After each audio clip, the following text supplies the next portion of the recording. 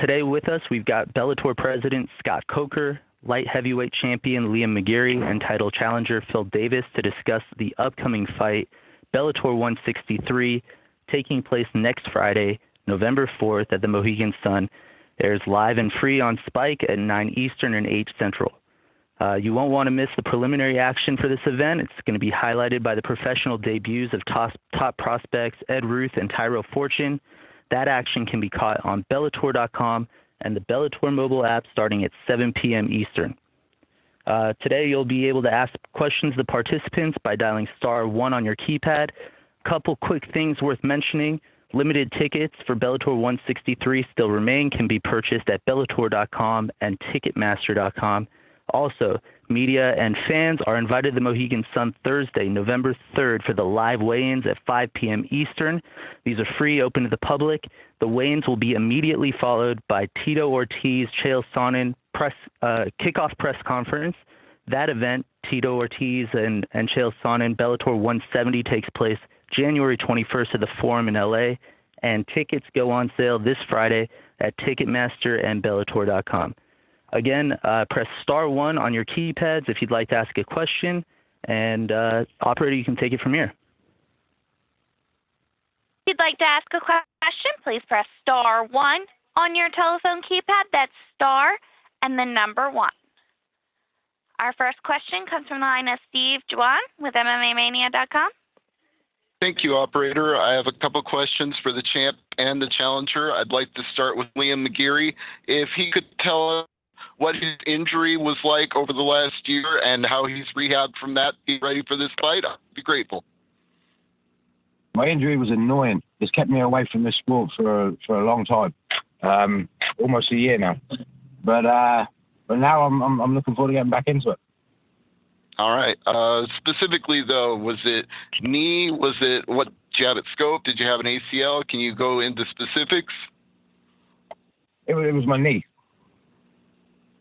I didn't. I just had to get a load of fixed up repairs. There was a load of damage done inside. So yeah, just had to get it fixed up. I couldn't really stand on it too well. All right. Well, now that it's all fully healed up, how are you looking forward to Phil Davis, knowing that he's been waiting a year for this chance? I can't wait, man. I've been waiting for a year for it as well. So it's going to be good fun. It's going to be a good fight. All right. And to the challenger, Mr. Wonderful, I noticed that today Bellator is going really hard on a Vote for Phil Davis campaign. Can you tell us a little bit about the idea behind that? Yeah, we're promoting this fight, and we're also having a little fun with this crazy election that we have going on. And the fact that this fight's going to be equally as crazy, but equally as one-sided. So, it's just comedy all the way around, you got one character and then one, tough guy, sort of. Well, forget about the election. Just let's talk about the fight. You still got one character, and then you got one cool guy. It is what it is. And kudos for Bellator for recognizing that there could be so much comedy in the world out there. Do you feel like this has been a year in the making, as I just said to Liam McGeary, or does it feel like it's 4 years in the making, going all the way back to when you fought Rashad for a title shot?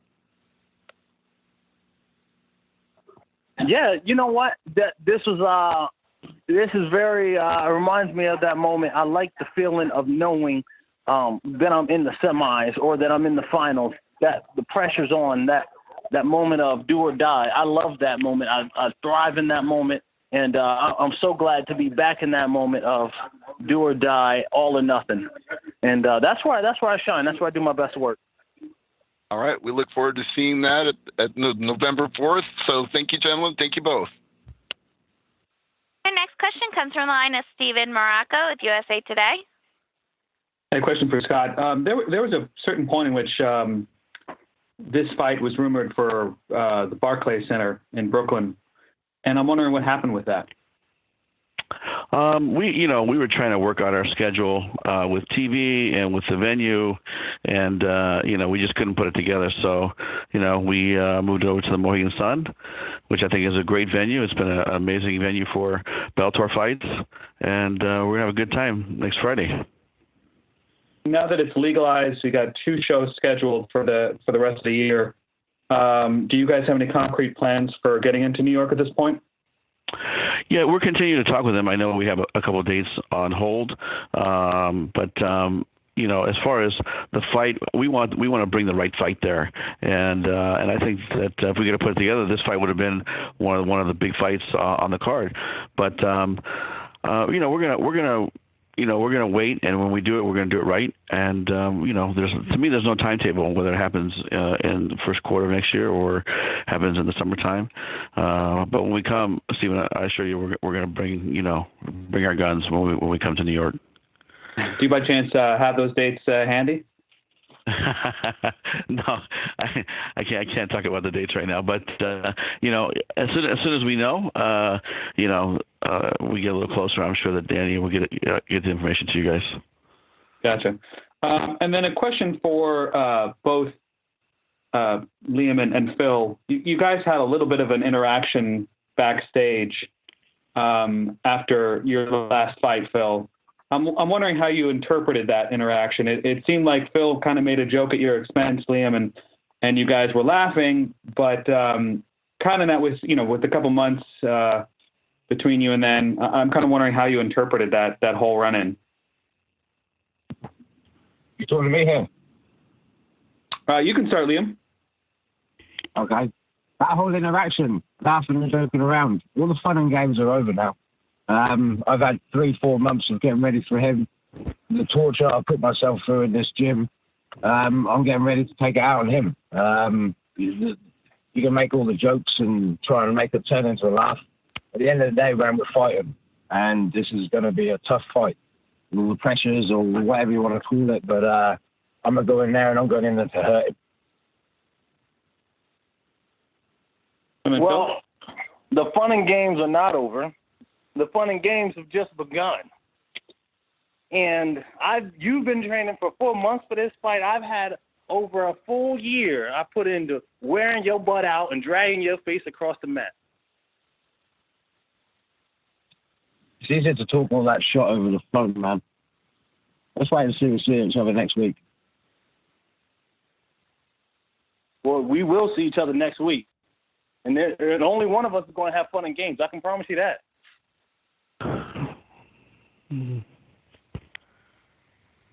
All right, let's move to our next question.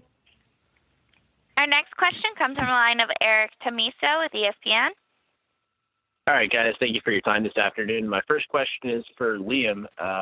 Phil Davis has never been stopped in any of his pro fights. Why are you confident that you'd be the one to be able to not only defeat him, but stop him in this fight? Never been finished. There'd never been an English champion before either. Tito has never been submitted before either. So there's always a chance that these nevers always get broken. And I'm going to be the man to do it. And Phil, obviously, Liam's an undefeated champion. Why are you confident that you'll give him his first loss in his pro career?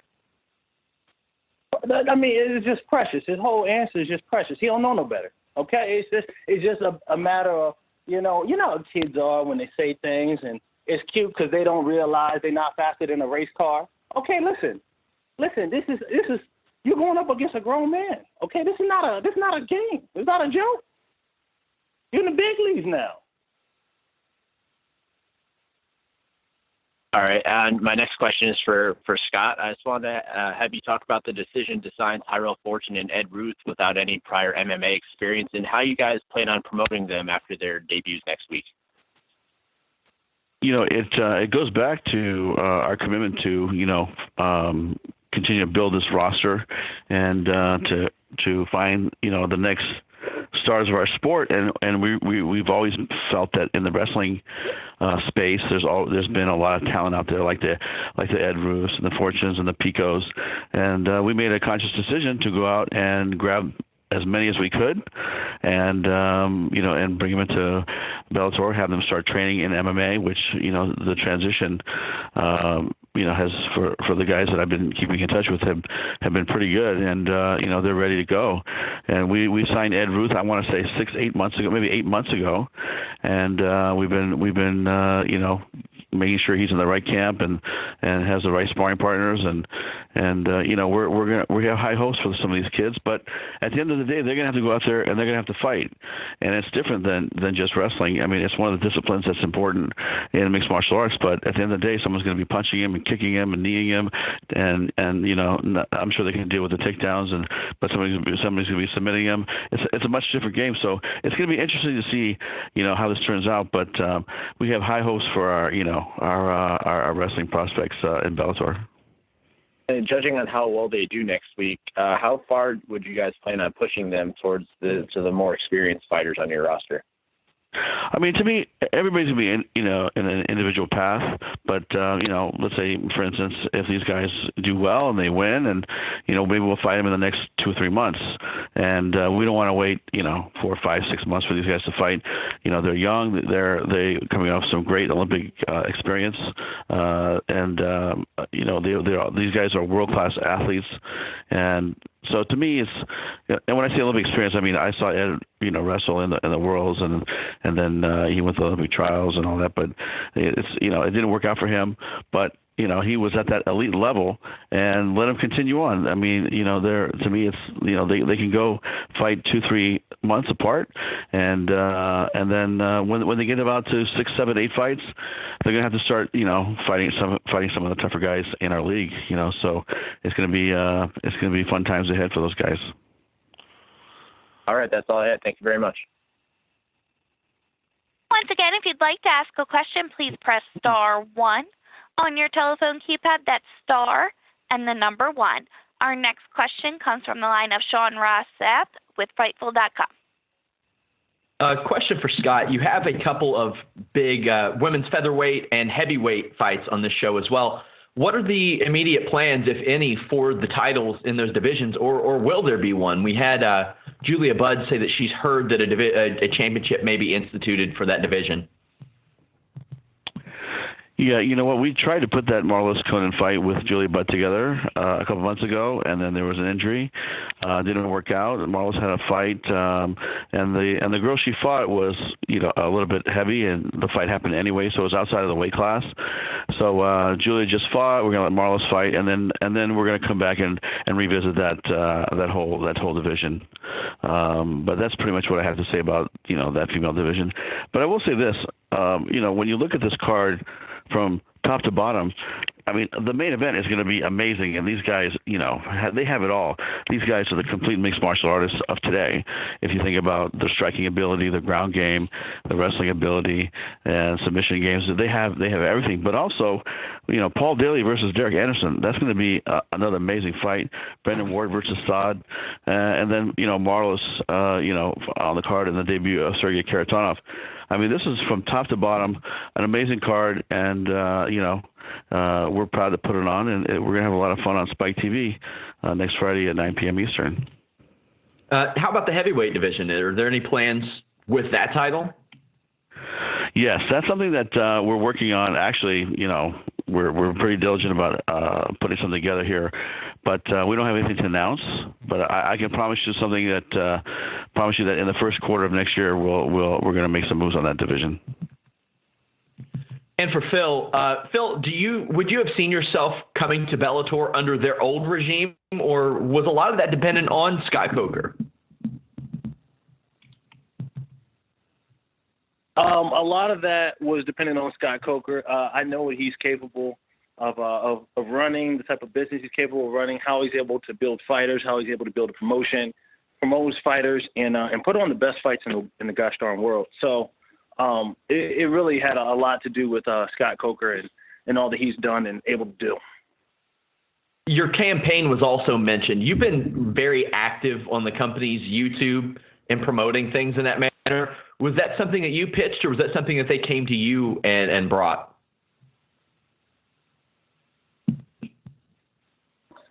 You know, a lot of it is just my ideas, just me being silly and squirrely. I like to always be doing something. And so, you know, I just throw ideas out there, and a lot of them are stupid, and a lot of them you'll never hear about. But this one actually wasn't my idea entirely. But sometimes I talking and brainstorming, and something awesome comes up. So I cannot claim credit for this one. And for Liam, you were around before Scott Coker was around. How would you compare the two regimes? Completely different. The way Scott runs it to the way the other dude did is completely different.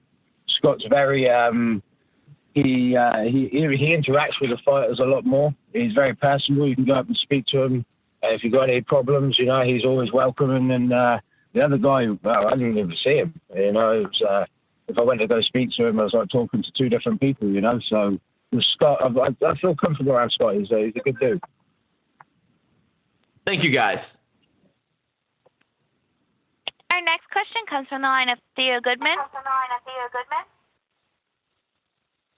Hi, the first question is for Liam. How's your training camp been going? And given Phil Davis's high-level wrestling, have you been working on your takedown defense? I know a lot of times in the past you just kind of roll with the takedown. How's your training camp? Training camp has gone really well. I've been able to do a lot of things which I haven't been able to do before. I've been wrestling a lot, jiu-jitsu a lot, swimming a lot. I'm just ready for a good fight. Nice. How about your Theo, weight? please, how's your weight cut going? Please mute your phone when you're not asking a question. Yeah, there's some mad echo on this one.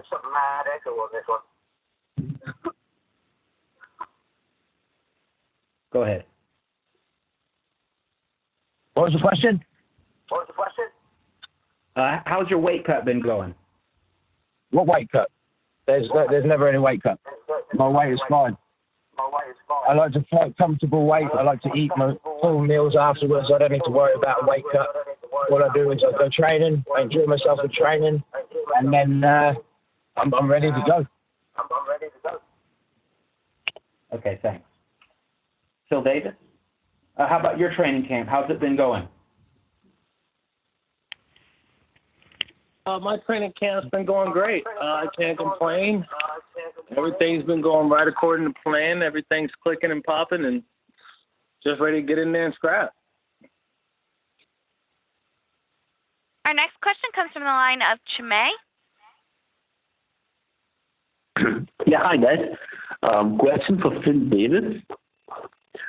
You've got a couple of wins over some really big names. Do you think your experience in big fights will give you an edge in this fight?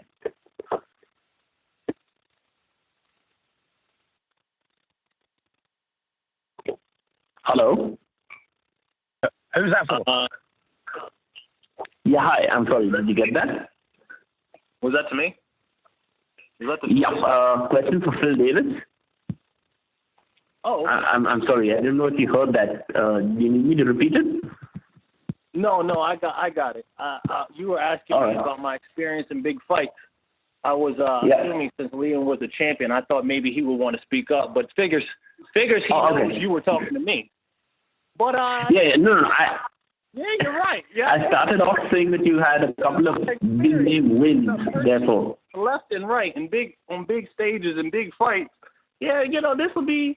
Yeah, he's tough, and he's gonna put up the best fight of his life, and I'm still gonna come out with the W. Sure, thank you. Quick question for Scott Coker, if I may. You're going to Israel for a show next month. There were a couple of talks about Bellator possibly looking at India. Is India on Bellator's radar by any chance? I tell you, it's definitely a possibility. I know that Viacom has a big presence in India, and they have a couple of networks there as well. But right now, we're going to focus on getting these international dates done this year, and then we'll probably have something to announce next year. But India is definitely on the radar because like I said, because of Viacom's strength and networks there in India. Great. Perfect. Thank you so much, guys. Once again, if you'd like to ask a question, please press star 1 on your telephone keypad. Star and the number 1. Our next question comes from the line of Stephen Morocco with USA Today. Got another one for you, Scott. Just saw this story about another one of your fighters, Brendan Ward, apparently rescuing a baby who'd been abandoned by a drunk man in New London. Kind of wanted to get your reaction to that. What you think it says about him as a fighter and as a person? Yeah, I mean, Brendan is a guy that has a big heart, very passionate guy, and he proved it. The other day when cars were swerving inside, cars were swerving around the baby carriage, and he actually ran in front of traffic to see if there was somebody or a baby in there. And then he pulled the baby aside. The cops came, and they eventually took the child away. But he saved a situation that could have been a really bad story instead of a great story for Brendan. So I got to give him a shout out, and that's a amazing story, and we're proud of him. What's at stake for his fight with Saad coming up? Is there a title shot possibly on the line with that one? Well, we have a lot of high hopes for Brendan, and we're gonna try to keep him as busy as we can. He's got this fight, but he's got to win too. And he had a tough fight with Cyborg in the last show there at the Mohegan Sun, and let's see what happens. But if he can rebound, get the win here, we'll probably keep him busy. Fight him in the next 2 or 3 months, and really see what he's got. But at the end of the day, he's got to do the work on his side too, and really earn that shot moving forward. Great, thanks. Okay. Our next question comes from the line of Jordy McElroy. So this one's for Phil. Bellator, they've done such a great job of promoting you with the Vote 2016 ads, and now you're fighting for a world title. And what has it been like for you going from being a perennial contender to having more of a spotlight focused solely on you? Man, I really enjoyed the journey of going, of climbing up to where I am now, and I'm going to enjoy even more taking the belt, bringing it home to San Diego, and then defending it for a while. So it's just been all in all, it's just been a great experience. And so I'm really thankful to be where I am. Thank you. Our next question comes from the line of Ryan Gerbasi.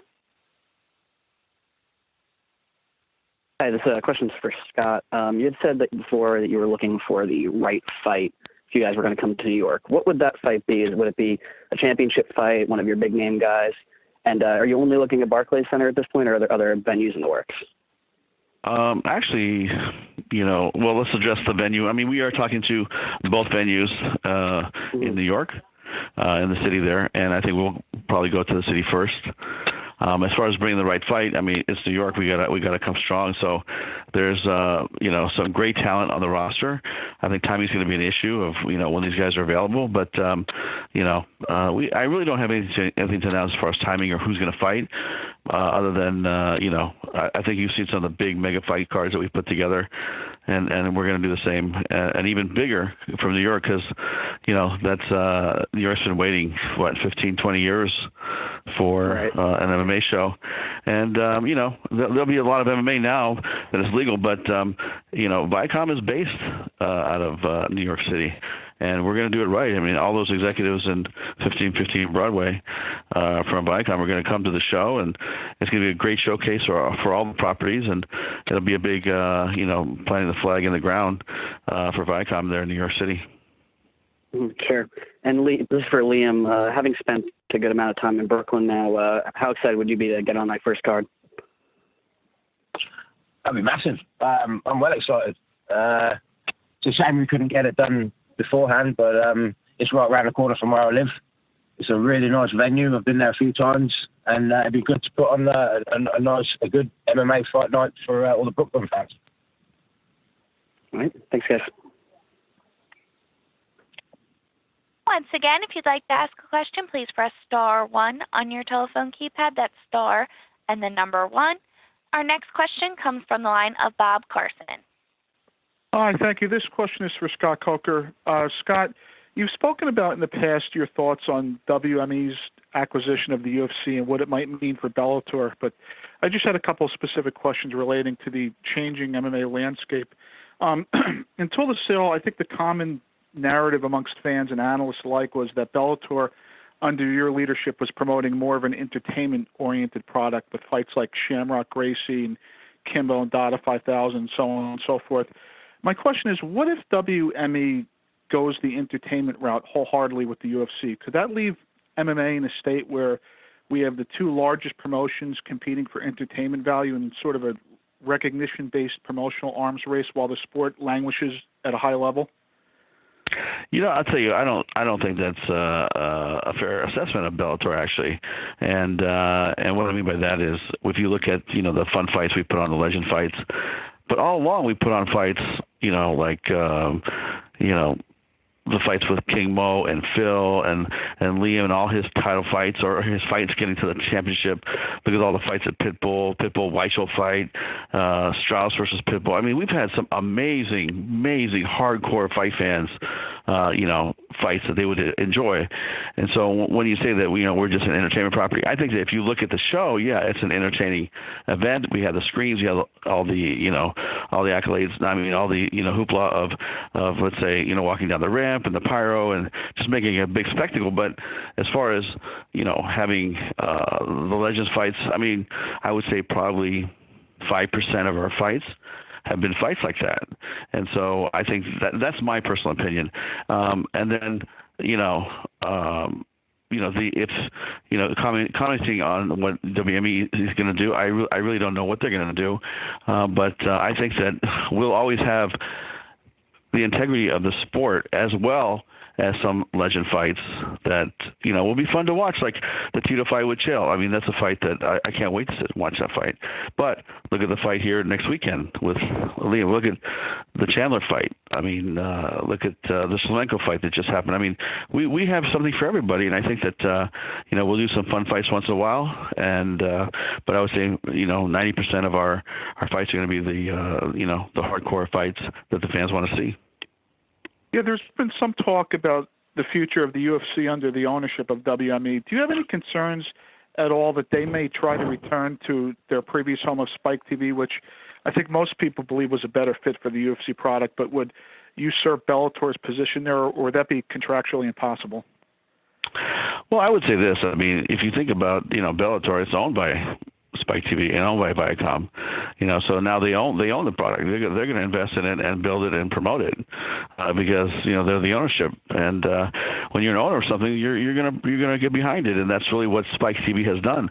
I think that Spike TV and Kevin Kay specifically has not received the credit that he deserves.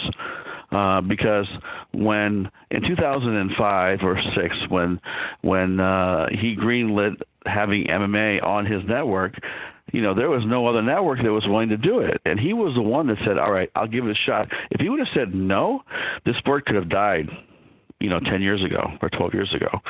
And so, I think that he's got to be given his due respect that, that Spike TV gave it the shot. And think about this. They're good at promotions. When I stepped into this company, the people that were working in PR, the people that were working in production, the people that were working behind the scenes during all the 2006, 7, 8, 9, 10, all the time that there was Zuffa are still there. Most of them are still there, so they know MMA. They know how to promote MMA. They know how to do PR with MMA. They know how to they're very good at what they do. So I think that you got to give Spike TV some credit, and you got to give Kevin Kay specifically a lot of respect, because this sport could have died if he didn't greenlight that show. Our last question comes from the line of Eric Tamiso. Thank you. First question, I have two quick questions. First one's for Phil. I just want to get your thoughts on a fellow Penn State national champion, Ed Ruth, making his debut, and what relationship, if any, you've had with him since he's ventured into MMA. I don't like him. I'll tell you what. He's more handsome than I am. The guy goes to my alma mater. He's from my hometown. He destroys every single record I've ever had. Pins, wins, Big Ten championships, national championships. I mean, my parade through my city as the best wrestler of all time was so short-lived. And now this man is back in the MMA, and he's going to make a huge splash and become a massive star and champion in his own right. And now I don't know what to do. I don't know what to do. That's what I think about him. I don't know what to do. Everywhere I go, he goes and he does it even better. So I don't know what to do. All right, my last question is for both Phil and Liam. Liam, you first. You guys have had some little bit of back and forth here, as well as somebody mentioned a moment you guys had backstage a few months back. I'd just like to have you both characterize your relationship with each other leading into the fight next week.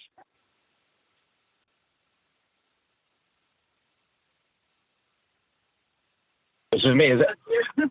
Talking's over. I've done all the talking I need to do. I'm watching all these silly little videos that he puts up thinking, how's he got time to do these videos? He should be in the gym training. You know, I'm done.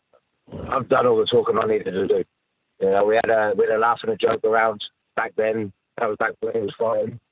But now it's time to get serious. Now it's time to get on this. I've got a belt to defend, and I will be defending it. I'm not going to let that squeaky voice weirdo going to take it off me.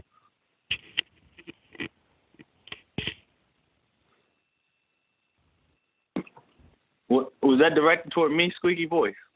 Unbelievable. I think so, mate. You're the only one with that high-pitched voice. How high can you get that voice, by the way? Unbelievable. You do all them Michael Jackson songs, you know? Singing a lot of the Bee Gees. Well, I used to like Liam. But you know what? I'll tell you what. Out of all the guys I fought, I'm going to like punching him in the face the least. He's actually a pretty funny guy. But business is business, and I'm going to have to come at this man like a spider monkey. And he's right. He will defend that belt, but he will be unsuccessful. So, that being said, I will be the new champion. But yeah, I'm sure we'll be friends after that. I'm sure, some point. Definitely, this is just business. And my business is to break your nose. Well, then you bad at your business, because it's not going to happen. We'll see, man. Well, you've been spending 3 years working on your hands now, yeah? You learn how to throw a nice one, too. All right. You're not the first one to make promises you can't deliver on.